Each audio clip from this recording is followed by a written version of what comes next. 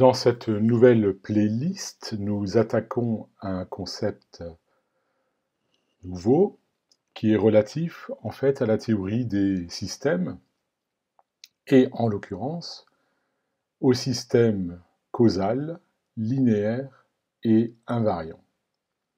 C'est un concept que vous connaissez peut-être pas sous ce terme parce que vous l'avez vu, vous l'avez rencontré sous des variantes diverses par le passé, et nous allons, avant d'attaquer le nouveau concept qui est le concept de réponse impulsionnelle, nous allons rappeler un peu des éléments de physique que vous avez déjà vus par le passé. Alors, un système se caractérise par une entrée, au moins une entrée et une sortie, au moins une sortie. Nous sommes toujours dans le cas de signaux qui sont temporels. Et là, dans la boîte, qu'on appelle le système, pour l'instant, nous mettons un circuit électrique, parce que ça, vous l'avez forcément rencontré, enfin, du moins je suppose, c'est quand même très classique. Une cellule RC. Il faut évidemment un commun entre l'entrée et la sortie. Donc X de t, c'est la tension que j'applique à la cellule, et Y de t, c'est la tension de sortie, qui en l'occurrence est la tension aux bornes du condensateur. Quand vous l'avez rencontré pour la première fois, probablement, cette cellule RC, qui est donc un système causal linéaire et invariant, vous avez vu qu'il est décrit par une équation différentielle, qui résulte de la loi des mailles, en l'occurrence. Ça donne quelque chose d'extrêmement très simple. La tension d'entrée, VE, c'est la tension aux bornes de la résistance, RI, le courant traverse aussi le condensateur, donc I vaut C DUC sur DT. Et donc la loi des mailles s'écrit VE égale RC DUC sur DT plus UC, et votre tension de sortie, c'est précisément la tension UC aux bornes de la capacité. Si vous savez résoudre cette équation différentielle du premier ordre à coefficient constant, a priori, vous avez résolu le système.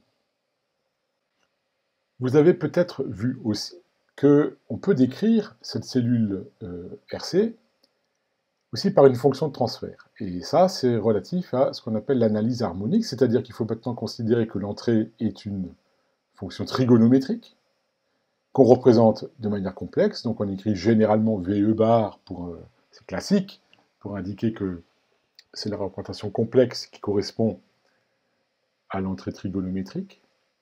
Et là, en fait, si j'écris VS bar, la sortie, on reconnaît en fait une structure de pont diviseur si la sortie ne dérive pas de courant, hein, c'est quand même une condition nécessaire.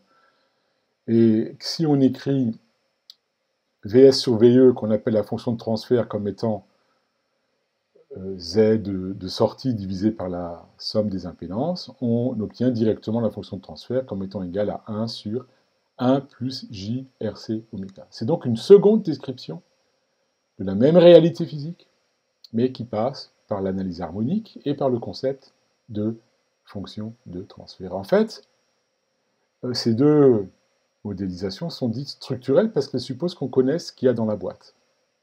Alors vous n'êtes peut-être pas électricien, vous n'êtes peut-être pas de culture électricienne, mais plutôt mécanicienne. Alors à ce moment-là, vous avez quelque chose de très comparable. Dans votre boîte, imaginez, vous avez un ressort et une masse qui est accrochée au bout du ressort. Et alors on a l'équivalent mécanique du circuit électrique de tout à l'heure. Donc typiquement, l'entrée, donc ça c'est un ressort de raideur K, une masse M. L'entrée, imaginez, vous tirez sur l'accroche du ressort à gauche, et en fait vous excitez le système, et vous regardez comment la masse M se déplace, ce qui sera votre sortie de votre système. Et là, vous avez aussi soit une équation différentielle, ou alors une fonction de transfert qu'on peut mettre en évidence pour décrire le comportement de ce système masse plus ressort. Soit l'équation différentielle, ou éventuellement la fonction de transfert, que vous avez vu par exemple quand vous avez des oscillateurs du type masse plus ressort avec ou sans amortissement. Quoi qu'il en soit, pour ces deux modélisations, vous devez connaître ce qu'il y a dans la boîte, en l'occurrence soit les composants électriques, ou les composants mécaniques. Et c'est pour ça qu'on parle de modélisation structurelle, parce que vous devez connaître la structure de votre système en termes de composants qui le composent. Aujourd'hui, nous allons voir ensemble une modélisation qui n'est pas structurelle. Alors on parle quelquefois de modélisation fonctionnelle, ou encore, c'est plus ou moins synonyme, de modélisation comportementale. Parce que on va juste s'intéresser au comportement de votre système sans forcément savoir comment il est fabriqué à l'intérieur. Et dès lors qu'on ne sait pas comment il est constitué, on parle de boîte noire, qui illustre bien le fait qu'on ne sait pas ce qu'il y a dedans. Et nous allons montrer ensemble que dans le cadre d'hypothèses, qu'on va bien sûr détailler, on peut quand même calculer une sortie y de t pour une entrée x de t quelconque, et c'est précisément le but de cette vidéo dans cette playlist. Donc la boîte noire est entièrement décrite par ce qu'on appelle la réponse impulsionnelle. Et cette réponse impulsionnelle va vous permettre de calculer y de t quand x de t l'entrée est quelconque. Et la réponse impulsionnelle, une définition, c'est la sortie, qu'on appelle en général h de t, lorsque vous mettez une impulsion de Dirac en entrée, à l'instant t égale 0. Voilà. Donc ça, c'est vraiment des choses à retenir. H de t, c'est la réponse dite impulsionnelle, à l'impulsion de Dirac. Et il se trouve, on va le montrer, que lorsqu'on connaît h de t, en fait, on pourra calculer y, quel que soit x. Donc c'est h de t, c'est une sorte de signature qui propre au système qui le caractérise entièrement. Et bien sûr, on pourra s'efforcer de la déterminer, ce h de t, de façon expérimentale. Alors maintenant, regardons un peu comment on peut obtenir y, quel que soit x. Et ça passe par un concept un peu nouveau, qui est un peu difficile, un peu subtil, mais que vous allez comprendre, qu'on appelle le produit de convolution. Et là, maintenant, il faut qu'on regarde nos hypothèses, causales, linéaires et invariants. Alors, causal, ça veut dire que h de t est nul pour tous les t négatifs. Pourquoi? Parce que votre delta de t, votre impulsion, vous l'appliquez en t égale 0. Donc, la boîte ne peut pas répondre avant même qu'on applique l'entrée. C'est pour ça que h de t est nécessairement nul pour t strictement inférieur à 0. Il n'y a aucun système, on n'a pas encore trouvé de système qui violerait la causalité, parce que c'est de la science-fiction. Imaginez un système qui réagit avant même qu'on l'excite, ça n'existe pas. Et pourtant, on a cherché. L'invariance. Alors l'invariance, c'est aussi assez facile à formaliser. Lorsque vous mettez votre delta en t égale 0, vous obtenez h de t, par définition de la réponse impulsionnelle. L'invariance, c'est lorsque vous appliquez un delta, mais qui est retardé. Vous le retardez de taux, donc vous appliquez delta de t moins taux.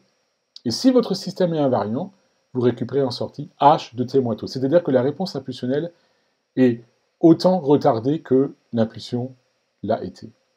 Ça semble assez classique, assez clair à comprendre, mais ça va être très important pour la détermination du produit de convolution. Enfin, la linéarité, c'est lorsque vous appliquez x1 à l'entrée, vous récupérez y1. Vous appliquez x2, vous récupérez y2. Si vous appliquez une combinaison linéaire en entrée ax1 plus bx2, eh bien vous récupérez la même combinaison linéaire ay1 plus by2 en sortie. Donc la linéarité, c'est un concept avec lequel vous avez peut-être déjà été familiarisé par le passé dans d'autres circonstances. Alors maintenant, regardez comment, moyennant ces trois hypothèses, on est capable de calculer, quelle que soit l'entrée, une sortie y quelconque. Alors imaginez donc, on met un delta mais retardé, on obtient un h de t retardé d'autant, et maintenant, en fait, on va appliquer le delta mais qui a été multiplié par x de taux, qui est une constante. Donc on applique un delta multiplié par x de taux, on module l'amplitude du delta. Et bien, par linéarité, on va obtenir x de taux fois h de t moins taux. Donc la première ligne, ici, là, sur cet écran, c'est l'invariance. La deuxième, c'est la linéarité. Et la troisième, là, c'est encore la linéarité, parce que maintenant, on applique une combinaison linéaire de delta modulée en amplitude. Et qu'est-ce qu'on obtient ici? En fait, on obtient x de t quelconque, décrit comme combinaison linéaire de la base canonique. Eh bien, en sortie, on obtient la même combinaison linéaire, y de t égale somme de x de taux de h de t moins taux d taux. Et cette dernière formule, y de t égale somme de moins l'infini à plus l'infini de x de taux, h de t moins taux d taux, c'est, par définition, ce qu'on appelle un produit de convolution. On écrit x de t étoile h de t, et dans ce contexte, l'étoile, en fait, figure le produit de convolution. Et on a défini ici ce nouvel objet mathématique, produit de convolution, dans le cadre de la théorie des systèmes causaux, linéaires et invariants. Et dans la suite, on va pouvoir généraliser ça à x et y, deux signaux quelconques qu'on va s'amuser à convoluer, quand bien même l'un des deux ne serait pas une réponse impulsionnelle.